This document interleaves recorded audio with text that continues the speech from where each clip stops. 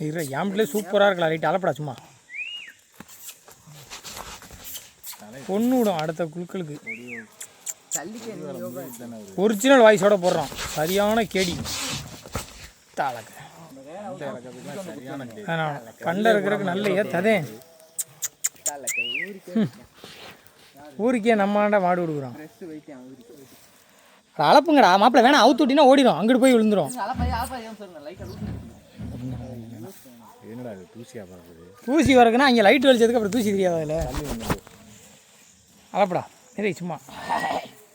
Bomman light ஒரு நிமிஷம் மறாதானே தூக்கிடி